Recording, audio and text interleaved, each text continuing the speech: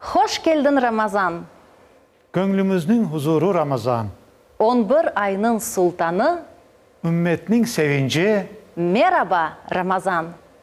Saygılı seyircilerimiz, sizni Merhaba Ramazan adlı leyhamızın nefeteki yayınında selamlayımız.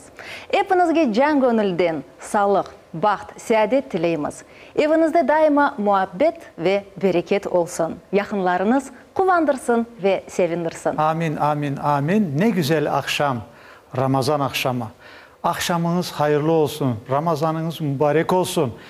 Ve her vaktimiz hayırlı olsun sevgili dostlar. Bugün Ramazan ayının 6. günü yayınımız canlı şekilde geçirilmekte. Bilesiniz şimdi telefon numarası ekranlarınızda var. Bizim ile bağlanınız, telefon açınız, yayınımızı başlayımız.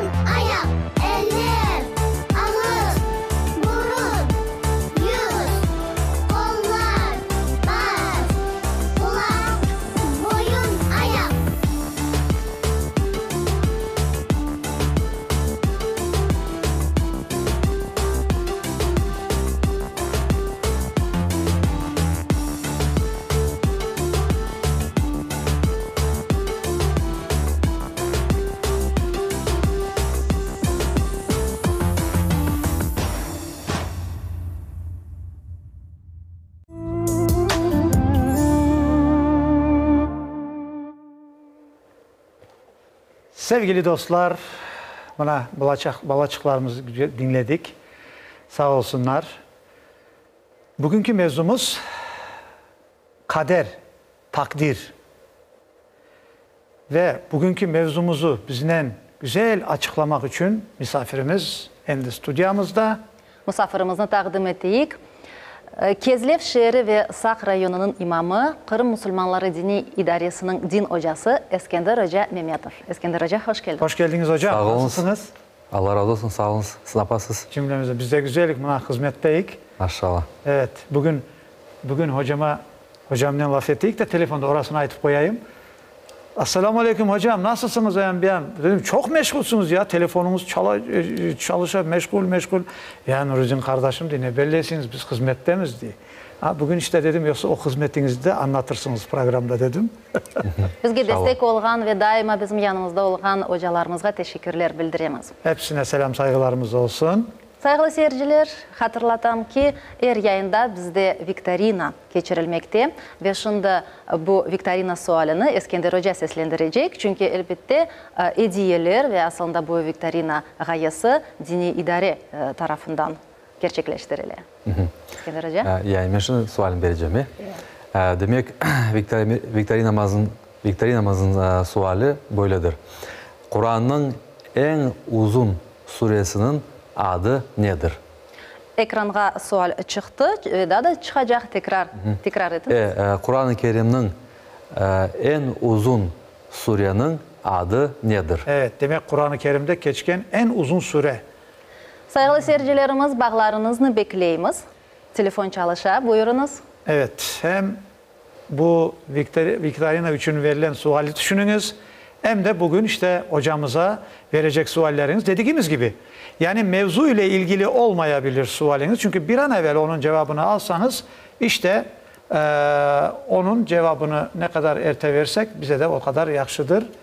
Elbette. İşte bugünkü günün iftar vakti saat 19'dan 56 dakika geçkende ve biz şimdi suhbetimizni başlayıq bu vakitka kadar ve yayınımızın devamında suhbetimiz olacak.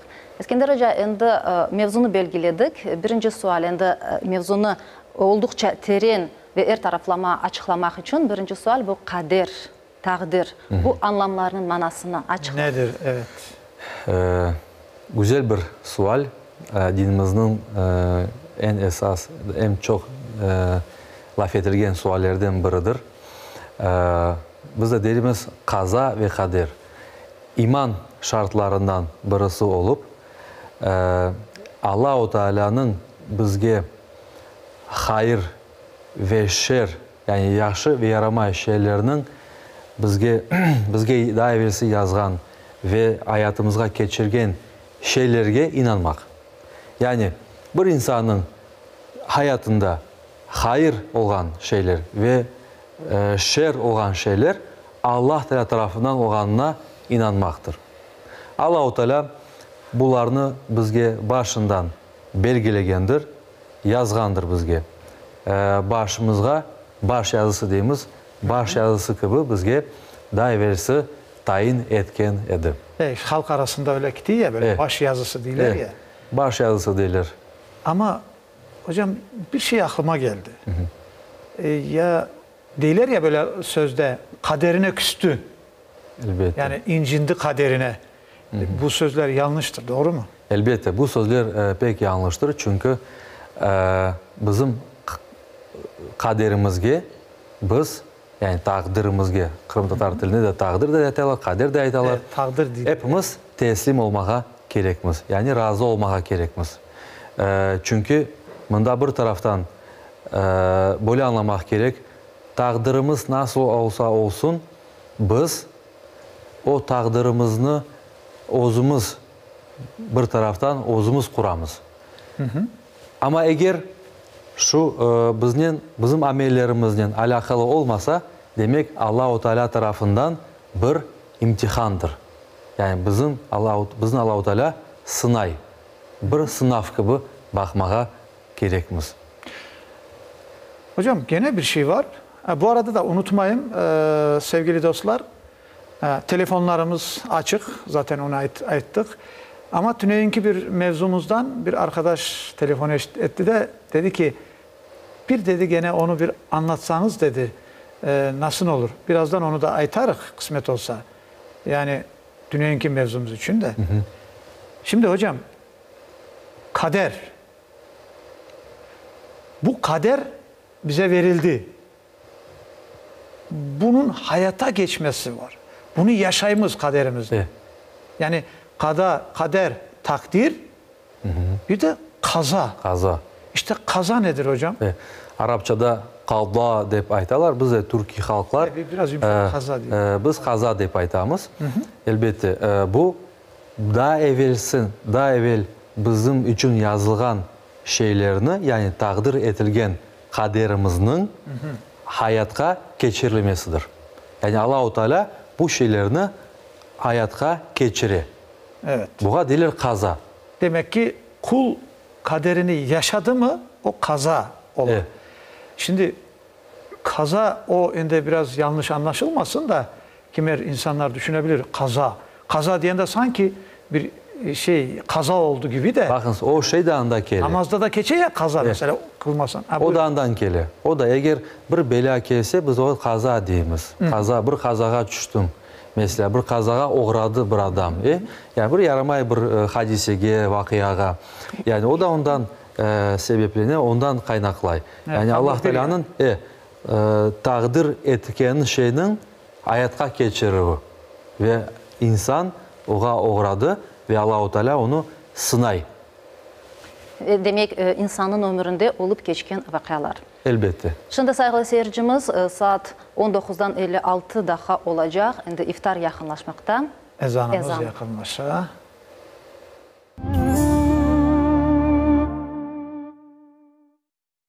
Allahu Ekber, Allahu Ekber. Allahu Ekber, Allahu Ekber. Eşhedü en la ilahe illallah.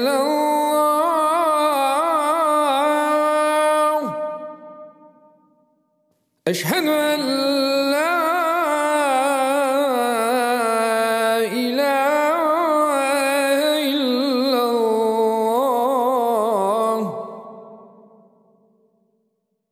Eşhedü enne Muhammeden Resulullah.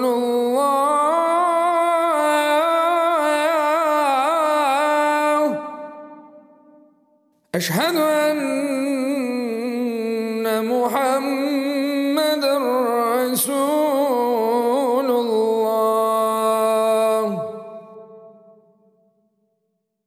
Hayya alas-salah.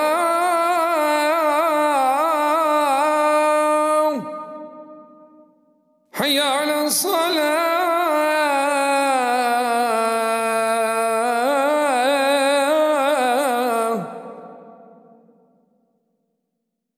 Hayya alel-felah.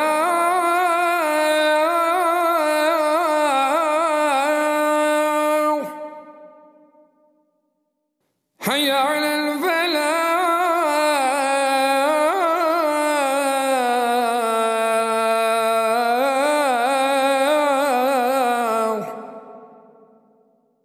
Allahu Ekber, Allahu Ekber.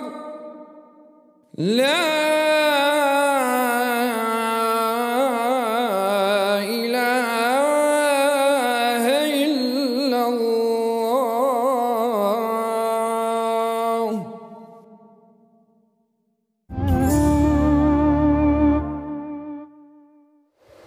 Hocam buyurunuz. Amin. Allahümme leke sumtu ve bike amantu ve aleyke tevekkeltu. Belagaz zeme ve ebtelletil uruk ve sabedel ecru inşallah. İlahi Rabbi, senin için uraza tuttuk. Sana işandık. Senin rızkın üzere iftarımızı açtık. En güzel bir şekilde urazalarımızı kabul ve makbul et ya Rabbi. Amin. Amin. Saygılı seyircilerimiz Allah kabul etsin bütün ibadetlerinizle, orazanızla. Amin. Amin. Amin ya Rabbi. Sofralarınıza bereket, canınıza sağlık. Nasıl ki şimdi iftar sofralarında oturuyorsunuz. Allah bütün yılınızı öyle yaşamayı, birlik beraberlik içinde, sevinç içinde, bereket içinde geçirmeyi nasip etsin bütün yılları. İşte Ramazan'da dua ayıdır, Kur'an ayıdır dedik ya. Bizim de Allah nasip etsin. Dualarımız kabul olsun inşallah. Siz de dualarınızda bizleri unutmanız inşallah. Amin. Şimdi galiba bizim böyle bir sponsorlarımızı hatırlamamız gerek. Sponsorlarımızı. Şimdi size afiyet olsun deyik de biz de şimdi biraz arada hem kahve içeceğiz ama diler ki bir fincan kahvenin 40 yıl hatırı vardır. İşte bir fincan kahvenin 40 yıl hatırı olursa bir tatlı sözün, bir insanın iyiliği ve duasının ne kadar şey olur acaba? Doğru mu hocam? Elbette, elbette. Evet, bunu endi biz kendimiz düşünmeyik. Evet, bizim sponsorlarımıza da çoktan çok teşekkürler Ramazan ayında bizlerle beraber oldukları için. Çok sağ olunuz. Şimdi keliniz biz levhaga geçecek edik ama seyircimiz bizge telefon açtı. Kabul ettik. Alo, Alo. buyurunuz. Alo, selamünaleyküm. Aleykümselam, hoş geldiniz. Bakara suresi bu. Siz sualga cevap vermek isteysiniz. İyi. Buyurunuz. Tekrar aytınız. Suresi. Bakara suresi dedi. Bakara suresi mi? İyi. Ha. Sizin tebrik ettiğimiz hayırlı olsun. Doğru cevap. Çok sağ olunuz. Hayırlı ve mübarek olsun. Hanım adınızı aytınız ve nereden telefon açtınız? Keslerden Nazife. Nazife Hanım, tekrar hayırlayımız, hayırlı olsun ve şimdi telefon numaranızı hadimimizge aytınız ve o sizge anlatır bu hediyelerini nasıl almak mümkün. İskender Hoca, demek siz de hediyeler hakkında... Bir aytınız neler var? Alınız. İşte bunda Aydar hocamızın İsmailov güzel bir yazan kitapları vardır. Ef'al-ü mükellefin, yani Müslümanların amelleri nasıl olur deyip hakkında Müslümanların ameli yani. amelleri yani Ay, nasıl maşallah. farz, vacip, Evet, sünnet çok bunların güzel. terinden anlamak ve adetlerimiz hakkında güzel bir kitap. Yani pek beğendim ozum. Allah razı olsun ondan yaxşı yazan. Selamlarımız olsun buradan. Böyle bir daha bir medeniyetle, Kırım'ın medeniyetiyle alakalı bir kitaptır. Ay, maşallah. Ve bunda görüyoruz İsmail Bey Gaspralı hakkında bir kitapçık. Maruzalar. Maruzalarda. Evet. Ve iki tane bundan bizim Hikmet Çokrağı degen mecmuamızın nusxaları vardır. Bunlar da inşallah faydalı olur ve teleseyircilerimizge de hatırlatmak isteyimiz. Şu iki ve Hidayet gazetamız var. Jurnalga, mecmualarga yazılınız. Çünkü gerçekten de içinde pek güzel bir şeyler var. Ben de şu mecmuanın baş redaktörü olup şu fırsattan faydalanan oldum Ay şimdi. maşallah hocam. Ha, burada bir merşepe de var. Evet. Bakınız ve hatırlatmağa, daha bir kere hatırlatmağa isteyimiz. Hususan bizim Kırım Müslümanları için, Kırım'da yaşayan Müslümanları için bu imsakiye, yani oraza, imsakiye degenimiz oraza vaktinde Ramazan ayı için öyle bir Tertip oraya yazılı da. namazların vaktları, ağız açmak, kapatmak vaktlarını şu imsakiyeden siz öğrenebilirsiniz. Farklı imsakiyeler var. Onlara dikkat etmeniz. Çünkü şu imsakiye gerçekten de şunun üstünde observatoriyanın iş tutulup bütün fetva kengeşi çalışıp çalışkan son, yani çalışma neticesinde yapılan güzel bir... Müftiyatımızın verdiği şey, müftiyatımızda tabii biz hepimiz hocam, bir de onun hiç o ambiyansı lafı olamaz. Elbette. Zaten hocam oradaki o yerlere göre farkları var ya, ne yerde olduğunu. Elbette. Çünkü Yerlerge göre farklar var. Aluşta 1 dakika verisi, Başıray 2 dakika. İşte orada yazılı ya hocam. Hepsi yazılı. Mesela şu yerden siz öğrenebilirsiniz. En esası cemaat Müslümin, siz şu logotipke bakınız. Eğer şu logotip olsa Kırım Müslümanları Dini İdaresi'dir. Demek bu doğru bir malumattır. Geçerlidir, evet. Kalganlarını biz mesuliyet taşımayız. Çok sağ olun siz. bir de merşepe var. Her vakit gibi dediğimiz işte o merşepede hediyedir. Buna hocam. Şu meşrebe. Evet ya. Gerçekten de güzel bir meşrebedir.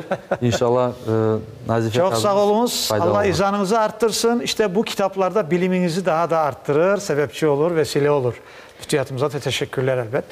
Yayınımız devam etmekte ve şimdi mevzumuzun bağlı olan levhani seyir etmeye teklif edemiz.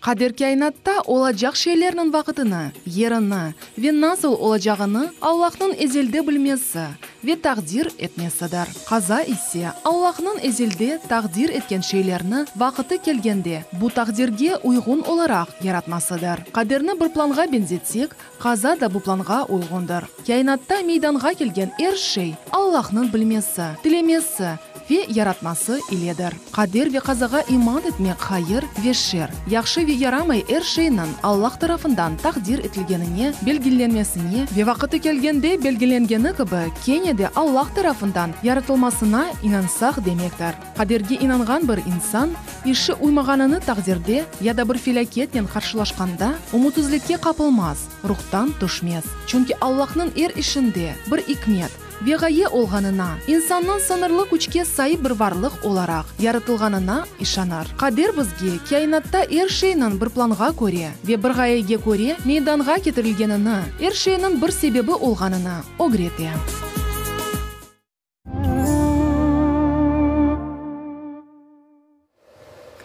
Saygılı seyircilerimiz, şimdi endi sofra etrafında ailenizle, yakınlarınızla, sevgenlerinizle toplandınız. Tekrar hayırlı olsun, Allah kabul etsin, sofralarınız bereketli olsun. Bizim soframızda bunda dülber donatılgan ve men bunda Vostochny Buket şark tatlılıklarını işlep çıkargan şirketini ve tükanı kaydetmek isteyim. Bunda bu şark tatlılıkları arasından güzel, lezzetli ve taze numuneler takdim etilgen. Bu tükan Ahmediyet şehrindeki Avtomobillistov 2 adresi boyunca yerleşmekte. Gerçekten de lezzetli tatlılıklar, lezzetli yemekler. Evet, afiyet. Teşekkürler bizim sponsorlarımıza. Evet, size de afiyet olsun. Burada bir şey gene aytmak isteyeyim sevgili dostlar. Elbette ki geçen sefer ayttık. Horantada, iftarda oturgan yerinizde böyle evinizin böyle şenlikini balalarla beraber böyle çekip telefona güzel kaliteli çekip yollayabilirsiniz yani. Bu şey illa her programda aytmamıza gerek yok. Sizler telefon ettiniz işte stüdyomuza, biz böyle işte çekiniz, onu da yayınlayık yani. Sevinçleri paylaşayık. İşte o bahaneyle evleriniz, ailelerinizi böyle görgen oluruk, birbirleriniz, soysallarınız, dostlarınız. Şimdi hocam, ben mevzuya girmeden bir şeyini aytıp geçsem olur mu? Çünkü elbette, boynumuzda kalmasın bir de. Elbette. Şimdi tüneyinki mevzu vardı. Tüneyinki mevzuda işte suizan ve hüsnüzan. Burada elbette ki suizan ve hüsnüzan, bir de orada hocamız anlattı ki dedi ki suizan elbette insanın aklına gelir ve ondan sonra düşünür, karar verir.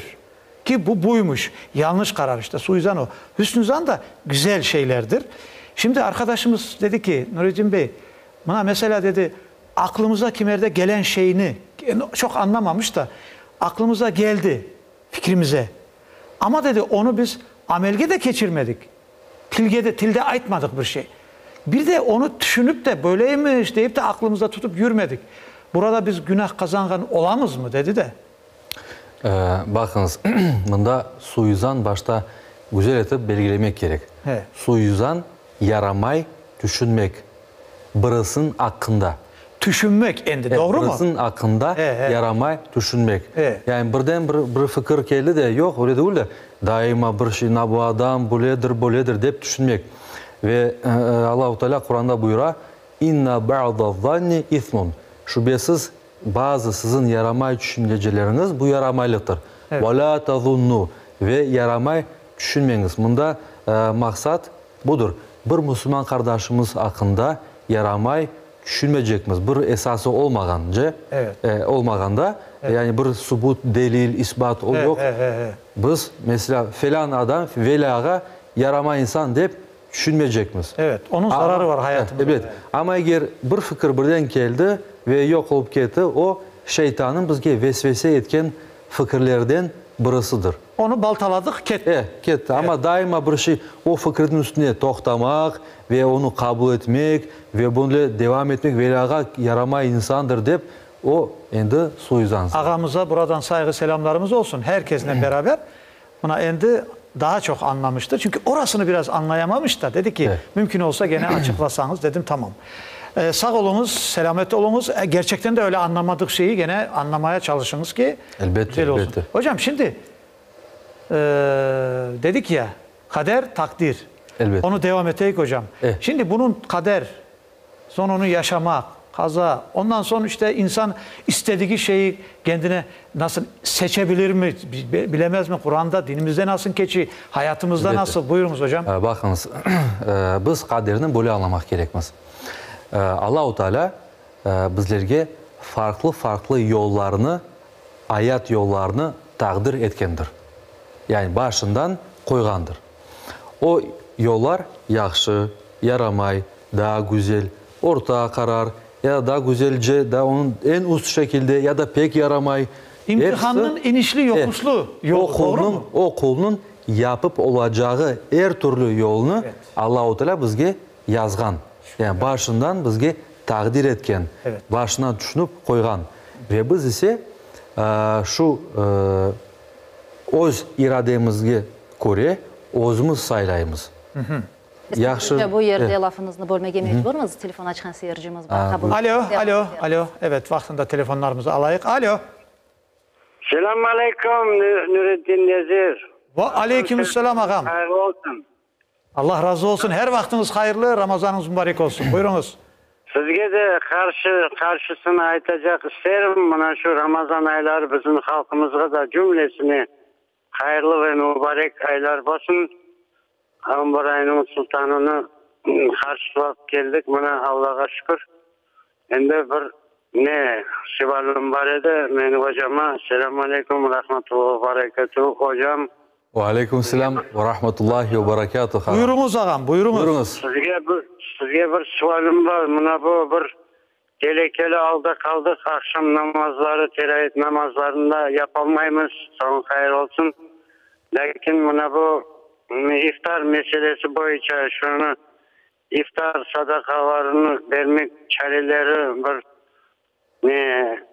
ne deysiniz buna şu iftarlarını nasıl bir sadakasını çaresini tapsa olur mu yok mu?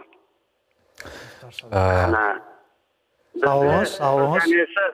Bizde bir tanesi magazinde kegen bir ne kadar 30 buhanka ötmek mi 50 buhanka ötmek mi kegenini buna şu cümle hepsini parasını verip halka bedava ötmek vermege çaresini tapkan. Buna şu meselelerde doğru gelir mi? Bizim halkımız da Allah, başkaları da Allah. Şu meseleni bana açıklasanız. Tamam ağam, çok sağ olunuz. Şimdi açıklar inşallah. Elbette.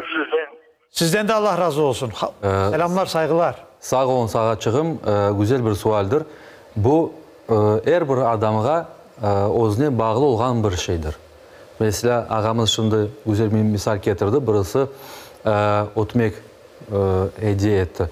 Bana mesela ben ikram etti yani. İkram etti. Ben mesela öyle bir şey içtim. Akmiçet kasabasında bir adam geldi iftarlık bir şey almağa. Onun iftarlığının yanına pite bedava verildi. Dedi bu pitelerin sahibi bugün değil bedava verir. Ne güzel. Ne güzel bir misal, ne güzel bir ibret. Yarın öbür gün başka şeylerini çıkargan mesela bu gibi güzel şeylerini feda etken insan başka şeylerin de insanlara mesela magazin, dükkan deyimiz pek güzel bir fırsat dükkanlarda bu şeylerini tarqatmak. Eğer de bir insan bir orada tutkan Kur'an'tan tanısa ve o Kur'an'tanın alı açık pek yaxşı olmasa ihtiyaç sahiplerine yani onlara ozu verebilir.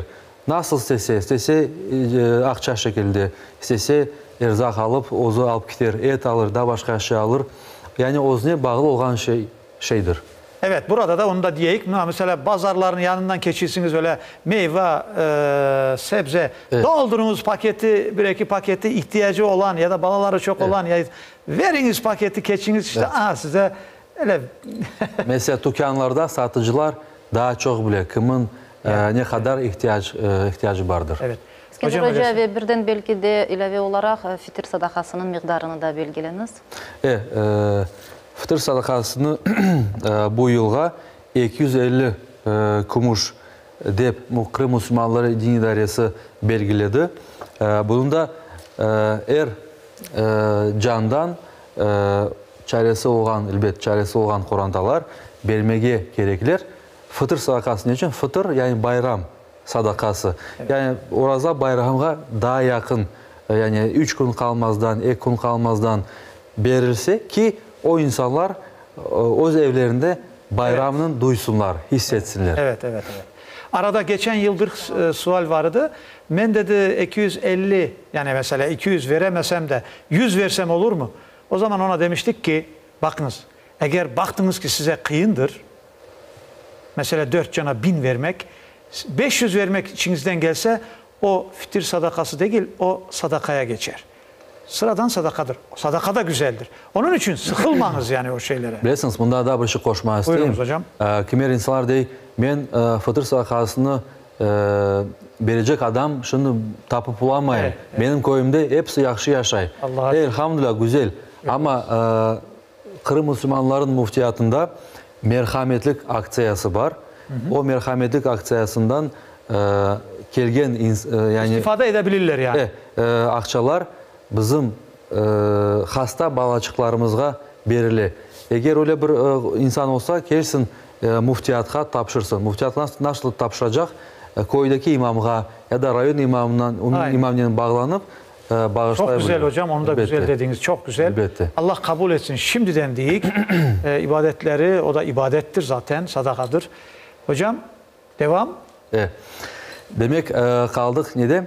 Yani her bir yol yaraşı, yaramay, daha yaxşı, bekim daha yaramay kul için belgilengendir. Kulga kaldı saylamak. Yani her vakit bize saylamak hakkı vardır. Hakkımız var ya. Elbette. Yani Allah-u Teala bizlerini ozu yaramaylıklarga atmay.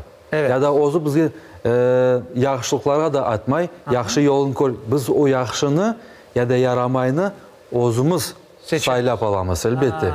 Yani bütün yani kaderimizni, öyle aytayıq, kaderimizni ozumuz kuramız. Yani öz adımlarımızdan kaderimizni, takdirimizni ozumuz yapamız. Yani ozumuz saylayımız. Allah-u Teala bizlerge o hakkını verdi. Çünkü eğer Allah-u Teala insanlarını birden hepsini cehennemge koysaydı, insanlar şikayet eder ediler. Ya Rabbi, biz ne yaptık da sen bizlerini cehennemge koydun. Onun için Allah-u Teala bizlerini şu dünyaya yolladı ve Mulk suresinde biz dualarda çok okuyumuz Mulk suresini. Anda Allah-u Teala buyura اَلَّذ۪ي خَلَقَ الْمَوْتَ وَالْحَيَاةَ لِيَبْلُوَكُمْ اَيُّكُمْ اَحْسَنُ عَمَلًا. Yani o Allah odur ki yaşayışını ve ölümünü yarattı. Ne için? Bizni sınamak için. Kaysı birimiz amel olarak daha yaxşı olur. Yani Allah-u Teala bizni sınay. Ve takdirimizni de biz özümüz yapamız, özümüz kuramız. Evet, çünkü biz melek değil, biz insanız. Elbette. Nefs sahibiyik, bir taraftan şeytan var. İşte yolu kendimiz seçeyik, işte imtihan da budur, doğru mu? Ve insan özünün ömrü, işi, faaliyeti devamında elinden geldiği kadar maksimum belki de bir şeyler yapmak gerek, gayret etmek gerek. Elbette. Bir insan bir işin hayırlı elbette bir iş yapacak olsa bütün kuşlarını koyup, bütün işte vaktini, dikkatini ayırıp öyle yapmak gerek. Çünkü Peygamber Efendimiz Aleyhisselatü Vesselam buyura, hiç olmayacak kadar bu dünya için çalış. Evet. Olacak kadar sanki yarın öleceksin gibi öbür dünya. İbadetini yap. Öyle bir ibadet yapmak gerek. Ve eğer ondan sonra yani bütün şeyler yaptı, bütün masraflar etti, bütün kuçunu ortaya koygan son o iş olmagan olsa demek kaderinde Allah-u Teala o işini oğa takdir etmedi. Ve bundan da o insan için demek bir hayır vardır. Evet. Yani hayırlı iş. Her şeyde bir hayır vardır diyen söz. Elbette. Özünüz dediniz onu hocam. Bu da var. Her şeyde bir hayır vardır. Elbette. Doğru mudur bu söz? Elbette. Peygamber Efendimiz Aleyhisselatü Vesselam çoklu hadislerinde biz koruyoruz. Öyle dua eder. Ya Rabbi, bana hayırlısını nasip et. Bütün işlerinde bana hayırlısını nasip et. Çünkü kimlerde biz özümüz için hayırlı olan isteyimiz bir şeyini isteyimiz. hayırlı nedir? Hayırlı olanını biz özümüz takdir etip bulamayız, bilmeyimiz. Hocam siz çok güzel yere geldiniz de burada. Allah razı olsun. Cümlemizden Allah razı olsun. Şimdi bakınız sevgili dostlar. Buna bir güzel fikir vereyik de geliniz hepimiz öyle dua edeyik. Bakınız nasıl duadır. Kıska duadır. Eğer isteseniz sonda gene hatırlatırıq. Telefon ettiniz gene hatırlatırıq. Bakınız. Ya Rabbi, hakkımda her şeyinin hayırlısını nasip eyle. Bakınız, her şeyinin hayırlısını nasip eyle. Hakkımga düşkenlerinden de değil. Bak, evet. Hakkıma ne düşse ondan da gönlümü razı eyledi. Hocam bu ne demektir? Elbette bu bütün işlerinde insan özün için hayırlısını ister ve ikinci aytkanınız kısımda yani oğa takdir olan şeylerge razı olmak, teslim Yürekten olmak. razı olayım ya, kalpten razı olayım. Teslim yani. olmak yani nasıl aytayım, pakaryatsa deyimse o yürekten kabul etmek. Evet. Bu şekilde boysunmak, kanatlanmak. Evet. Kımerde bakamız o insanlar var, bir işini başlay, sonuna kadar çıkmay. Ey bu benim işim olmadı, ben başka işe. Allah vermedi, nasip etmedi ya da Allah Teala'nı kabatlay. Ya sen sonuna kadar bu işini bak, sonuna kadar bu işin terince araştır, ya bütün güçlerini sarf et, masraf et, ondan sonra bak. Bak evet. Eğer Allah-u Teala vermegen olsa demek o iş senin için hayırlı değil. Ha burada koruyorsun, bütün işlerin, güçlerini ortaya koygan son o iş oğlu berdi. Anlaysınız? Evet. Ve güzel şey. Şimdi bakayım mesela eğer Allah-u Teala bir aklımıza gelir gelmez onu bize verseydi dünyada mücadele olmazdı. Hareket olmazdı yani.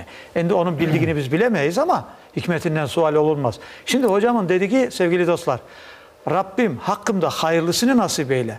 Hakkıma düşkenden de gönlümü razı eyle. Hakkıma ne düşse onu gönlümü razı eyle ondan. Evet. Demek ki bir şey yaptı da olmadı. Ya da ki bir şey yaptı ama ben istediğim gibi olmadı deyip gönlünüzde biraz evvel dediğim gibi suizan gibi bir şeyler olmasın. Bu nöydüğün pek mühim şey çünkü kımirde insanlara verilgen takdirden sebep insanlar kaderge teslim olmay ve isyan etmeye başlayır. İsyan etme. İşte onu. Yani Allah-u Teala'ya karşı çıkarlar. Niçin bu bela başıma geldi ya da niçin böyle oldu? Yani bu aytkan şeyiniz, dokunan noktanız pek güzel, pek mühim bir şey. Sağ olunuz hocam. Şimdi burada bir şey var. O suallerimiz o kadar çok ki. İşte. Hocam, şimdi evlat evlendireler. Diyor ki bak kaderime bu yazılıymış. Mesela ya kız ya yiğit. Allah herkese nasip etsin evlatlarını evlendirmeyi, torunlardan torunlar görmeyi, hayırlı torunlar yetiştirmeyi. Herkes o dua ederler ya. Evet. Ya Rabbi neslimi hayırlı eyle. Hayırlı kullarından eyle. İşte onu da dua ettik şimdi.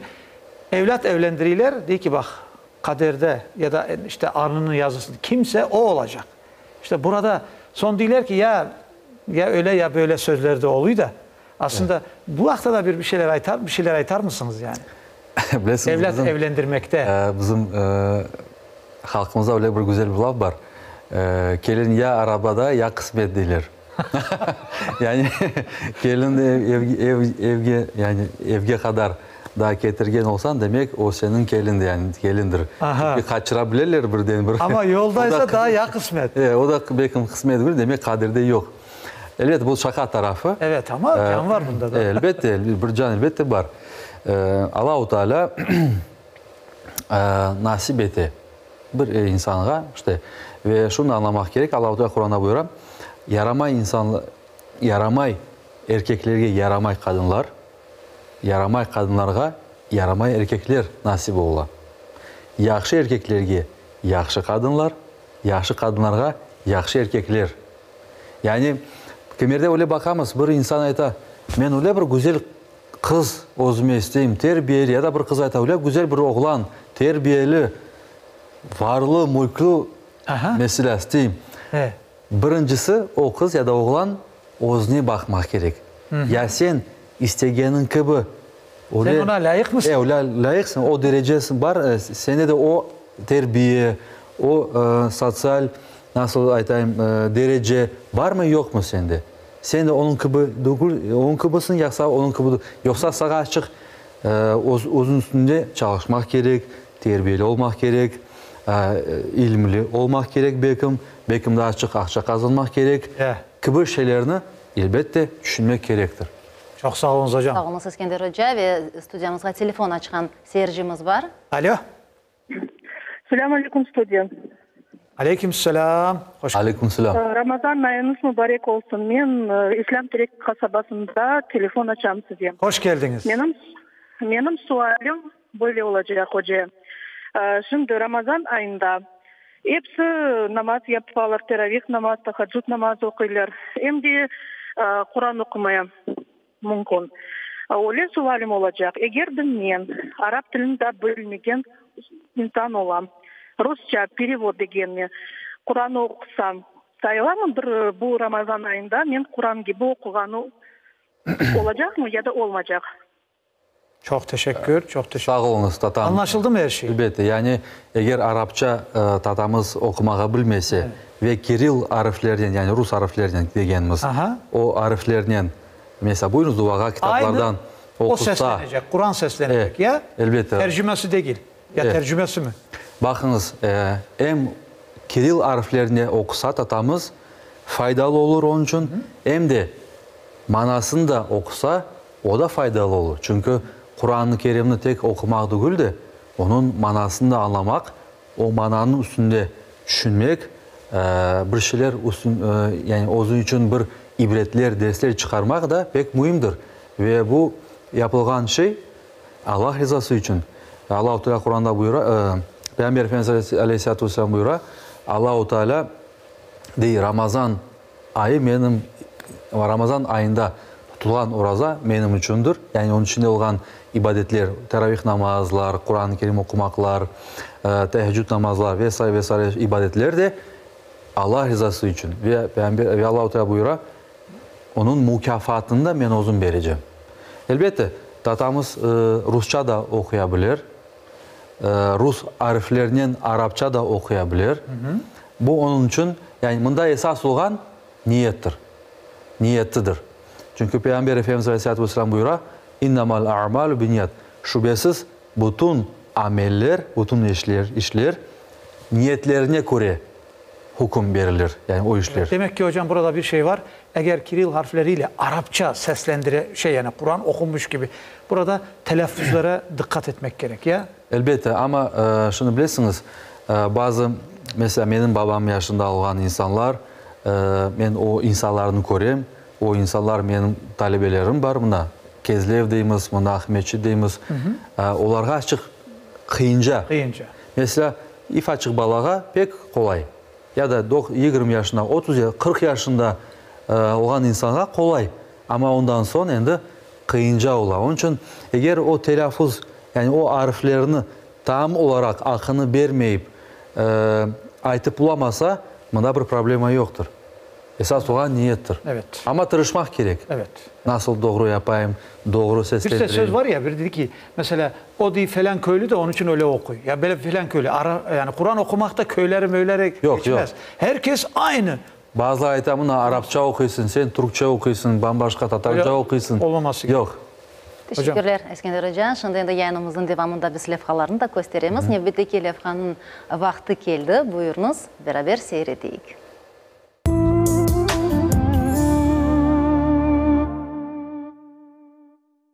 Шаха ifadesi umumilikten küldürme ve ilgilendirme maksadını taşıyan söz ya da hareketler için kullanıla. Şahalaşma samimilik neticesinde insanlarını gönüllerge ferahlık vermek, dostluk ve sevgini yapmak gibi gayelerini közge alğanında yasak olmagan bir harekettir.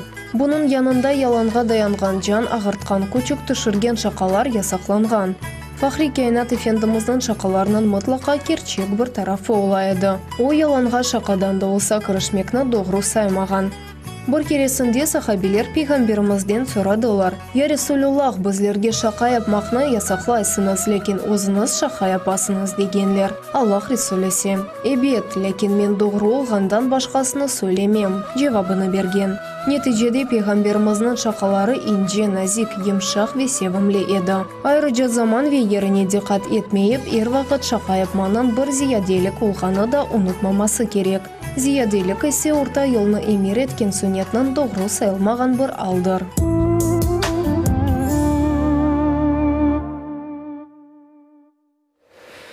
Levhamızı hazırlayanlara teşekkürlerimiz sonsuz. Sevgili dostlar, biz sponsorlarımızı unutmayık.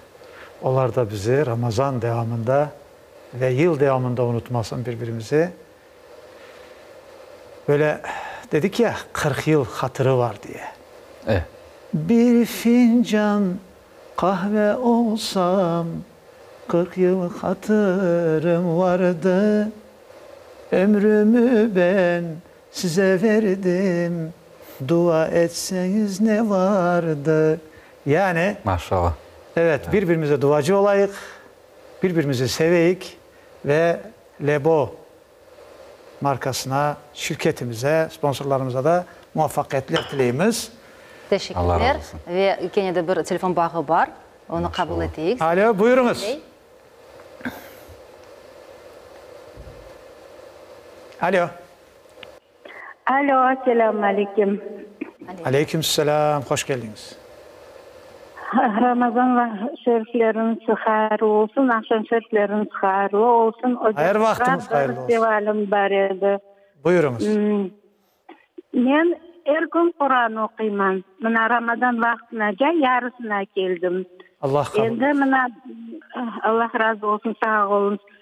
Onu devam etmek gerek mi ya da başından okumak gerek mi? Şunu hocamız anlatıp berse yaxşı olur idi. Çok sağ olun. Siz de sağ olunuz. Kur'an'tanıza bak, canınıza sağlık. Şimdi Kur'an-ı Kerim okuy, yarısına gelmiş de. Şimdi devam etmek gerek mi ya? Şimdi ara versem olur mu ya nasıl? İşte burada indi. Elbette devam etsin tatamız. Sonuna kadar çıksın. Tatamız sonuna kadar çıksın. Ya da veya şu Ramazan ayında sonuna çıksanız Kenya baştan başlanız. Çünkü Peygamber Efendimiz Aleyhisselatü Vesselam Ramazan ayında çok Kur'an okur edi. Onu bizge Ayşe anamız radıyallahu anha, Allah ona razı olsun, anlata. Bazen 2 kere, bazen 3 kere Peygamber Efendimiz Aleyhisselatü Vesselam bir Kur'an'ı bir Ramazan'da okup çıkaydı. Ve keleydi Cebrail Aleyhisselam oğa okurdu. Ondan sonra Peygamber Efendimiz Aleyhisselatü Vesselam Cebrail Aleyhisselam'a da okurdu. Öyle karşılıklı birbirine Kur'an. Öyleyse ablamıza böyle diyeyik. Allah kabul eylesin. O dualarda da bizi de unutmanız. Her okuyup bitiren de dua eden de bizleri de unutmanız. Çaresi olsa okusun. Evet, ay sağ olunuz. Şimdi burada nedir? Uyku gelende zaten uyku karışık Kur'an okumazsınız. Zaten rahatlanmak gerek. O hadiste de vardır. Ama uyku dışında sağlık yakışıysa, işler yapıldı mı Kur'an'a yöneliniz ve Ramazan devamında Kur'an'ı bitirseniz bile tekrar başlanız diye bakınız. Doya doya okunuz ve dua ettiniz inşallah. Allah kabul eylesin. Allah kabul etsin deyip aytam. Çok insanlar şimdi Kur'an okuylar, haberimiz vardır. Hocam, şimdi bu mevzumuzu kiteyik, devam ettik ama bu arada sizin bugünkü bir anlaştığımız bir şey vardı. Oraza vaktidir. 3'e bölünür dediniz. Yani tutanların 3 çeşidi vardır dediniz. Oraza tutanların. Onlar nasıllarıdır, kimlerdir? Hocam, güzel bir mesele. Bu çok güzel bir dikkat ettiniz sevgili dostlar. Çok güzel bir mesele. Hatırlatkanınız için sağ olun Nuri'den ağam. Allah razı olsun. Bu pek mühim bir mesele. Yani bizim hocalarımız, bizim büyük hocalarımız oraza tutkan insanlarını 3 grupaga ayıra. Mesela birinci grupa insanlar orazalarını yanı tutmağa başlayan soylardır. Yani onlar bir insan orazasını tutmağa başladı mı ne ki bir rahatsızlık hisseti. Tecrübede yok. Evet, tecrübe yok. Aşamamak, içmemek, bilmem eğer evli olsa cinsi alaka girmemek gibi mesela daha çok aşamamak, içmemek bu şeylerden kuruşu. Kimisi sigara. Doğru ettiniz, sigaretin. Bazen mesela adama telefon açarlar demeyin sigaret içkenim için. Onun için tutamayayım. Evet. Bazı ayta ben çok su içmeyi seveyim. Ondan sebep oraza tutup bulamayayım. Bakınız yani bunların dertleri, bunların dertleri budur. Dertleri budur çok vakti. Mecbur yani. Bunun da bir faydası var. Çünkü onlar aşı olmayan, su olmayan insanların alına kireler. Evet, kureşeli. Yukarı insanların alına kireler ve onun alını pek yaxşı anlamağa başlayırlar. Ay sağ olun. İkinci sınıf insanlar ise endi aşamamak, içmemek bu gibi dertlerge alışkan, endi kanatlangan, öğrengen, sabrını bilgen ve Peygamber Efendimiz Aleyhisselatü Vesselam buyura tek aşamamak, içmemek değil de yaramay laf aytmamak, yaramay şeyler düşünmemek, sesini kotermemek, gazaplanmamak yani açulanmamak gibi şeylerge, bu gibi şeylerge dikkat etken insanlar. Çünkü Peygamber Efendimiz buyura eğer bir insan yalan etmeye taşlamasa ve öyle yalanını devam etse Allah-u Teala onun aşamamaktan ve su içmemekten ihtiyacı yoktur. Evet, onu yani bir tek aç kalmasına ihtiyacı yok. Aç kalmaya. Manevi de oraza tutmak gerekli. Elbette. Yani bu insanlar, ikinci grup insanlar artık kendi bu gibi şeylerge dikkat etmeye başlarlar. Ve eğer bir if açık bir hata yapsalar pişman olalar. Yani dertlenirler.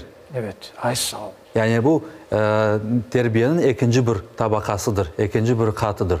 Üçüncü grup insanlar ise endi orazalarga alışkan, aşamamağa, içmemeye, yaramay laflarga dikkat maddiyet tarafı düşünmeyler. Yani günah yapmagan birisi onu kavga etmeye istese Peygamber Efendimiz aytkan gibi o ayta men oraza tutam. Yani kavgaga kirmey. Ay maşallah. Ve yapkan ibadetlerden elbette çok ibadet yapa, Kur'an-ı Kerim okuy ve o ibadetlerden zevk almaya başlay.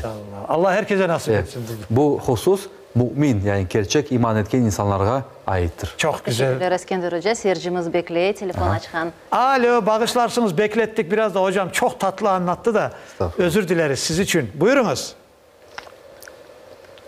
Rejissörlarımız ayta bu bağ üzüldü. Tekrar bekleyemiz. Seyircimiz bizge telefon açınız. Ben size hatırlatmak isteyim ve şimdi bizim soframız üstünde güzel tatlılıklar var ve bizge destek olan sponsorumuz Vostochny Buket adlı şirketke de teşekkürler bildiremiz. Ahmedcik şehrinde Avtomobilistov 2 adresi boyunca yerleşken bu dükkanda taze lezzetli şarkı tatlılıklarını tapabilirsiniz saygılı dostlar. Teşekkürler tekrar. Ve yayınımız devamında Kur'an okumak hakkında bunu şimdi aytıldı. Eskender Hoca çok güzel anlattınız ve biz yayınımızda şimdi bizim Leyla Hoca Seyit Mehmetova tarafından verilgen Kur'an okumak dersleri var. Şimdi bu dersin de vakti geldi. Geliniz beraber bakayıq. Buyurunuz.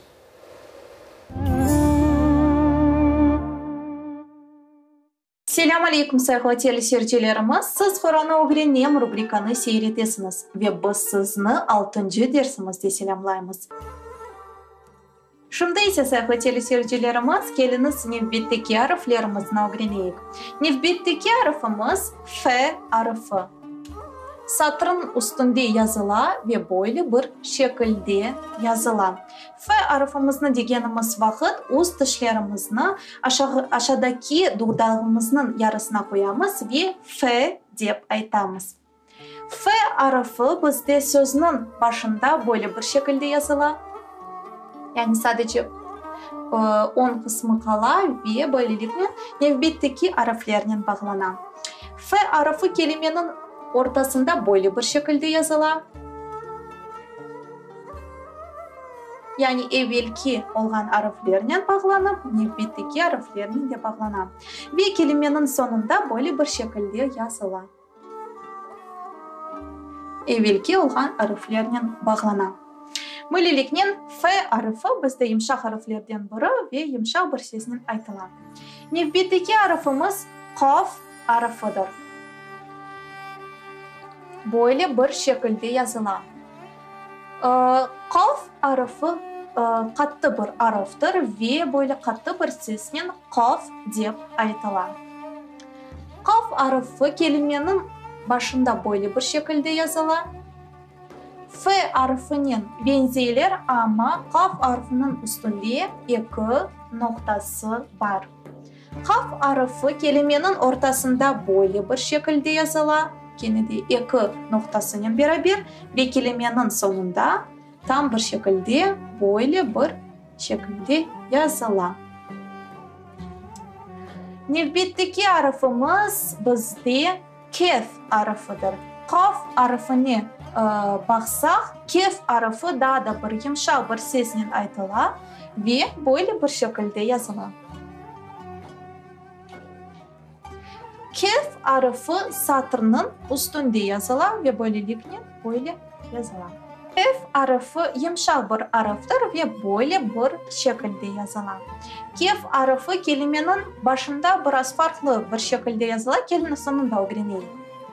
Kef arıfı kelimenin başında böyle bir şekilde yazıla, kelimenin ortasında yine de evvelki olan harflerle bağlana ve sonraki olan harflerle de bağlana. Böyle bir şekilde yazıla ve kelimenin sonunda böyle bir şekilde yazıla.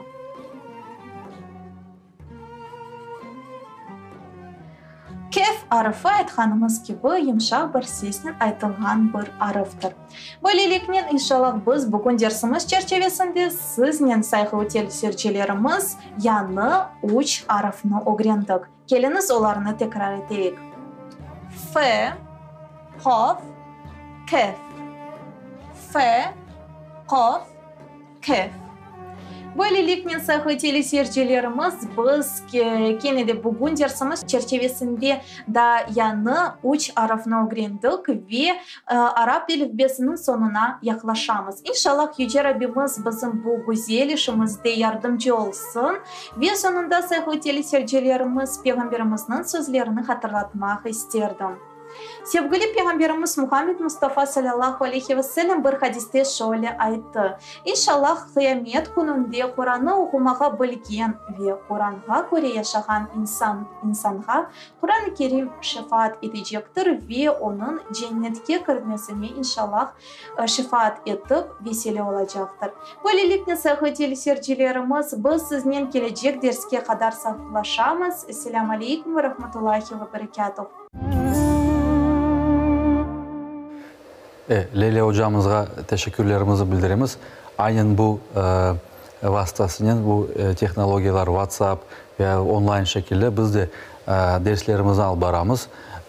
Seyircilerimiz sakınmasınlar, telefon açsınlar, öğrensinler, bilsinler. Biz her türlü yardım etmeye hazırız. Evet hocam, çok teşekkürler. Leyla Hanım'a da teşekkürler. Şimdi arada telefon oldu. Seyircimiz arada soradı ki ağız çaykamak orazalıya ne kadar mümkün, nasıl? Onu bir anlatsanız da hocam. Evet. Çünkü vaktimiz az kalır. Ağız çaykamak orazalı olan insanlara mümkün. Ama nasıl şartla? O sunu yutmamak şartıyla. Hatta tişlerini temizlemek, misvak kullanmak ya da tış temizleme pastasını kullanmak da mümkün. Ama en esas şartı yutmamak ve içine almamak o sularını, o şeylerini. Çok sağ olunuz ve daha bir telefon bağımız var. Alo. Tezleştireyik. Vaktimiz az kaldı. Alo. Alo. Buyurunuz. Selamünaleyküm stüdyo misafirleri. Ben soramak isteyeyim. Buyurun. Kur'an mübarek Kur'an başında talim terbiye hakkında, bütün yaxşılıklar hakkında kısa dualar, Yasin Şerif tebarekeler var. Ben aytacağım şu ki Kur'an Arap memleketinin ballarına derslik eken. Bana o kadar duaları, talim terbiyeler öğretken son derslik algebra, fizika, kimya, astronomiya predmetleri var eken şimdi. Okul kuralı eken. Bu doğru mu? Sağ olunuz. Çok sağ olunuz. Tamam, bu doğrudur çünkü insanlar Allah-u Teala Kur'an'da buyuruyor ikra yani oku. Kur'an'da okumak, terbiye olmak gibi teşvikler var ve insanlar bu şeylerini bu şeylere dikkat etken son bu gibi balaban fenler, bu gibi balaban insan İbn Sina, İbn Arabi, Biruni vesaire gibi adamlar ortaya çıkanlar. Evet, çok sağ olunuz hocam. Teşekkürler. Hocam, şimdi programımızın sonuna yaklaştık. Bir sağlıklaşmak ve iki ağız sözümüz var. Hem de hizmetler yaparsınız evden. Elbette biz hizmetlerimizi yapmaya devam edemiz. Kırım Müslümanların idaresinde öyle bir şey aytıldı. Kim Kur'an okumağa, şu Ramazan ayı Kur'an ayı olan için okumağa istese, öğrenmek istese Facebook'tan ya da sıcak linye diler gereçliğine ondan telefon açıp sorasınlar. ve en esası Allah-u Teala sizin orazalarınızı kabul etsin. Çin yürekten, temiz yürekten ibadetlerinizi etiniz ve evinizde kalınız. Hocam çok teşekkür. Çok sağ olun siz kelişte. Sizge muvaffaqiyetler dileymiz. Saygılı dostlar, bugünkü yayınımız endi sonuna yakınlaştı. Sağlıklaşamız. Yarın hacı görüşürüz. Duamız da budur. Ya Rabbi, men halkıma, vatanıma, ümmete gönül verdim. Ya Rabbi, sen ömür ver. Sağlıkla kalınız.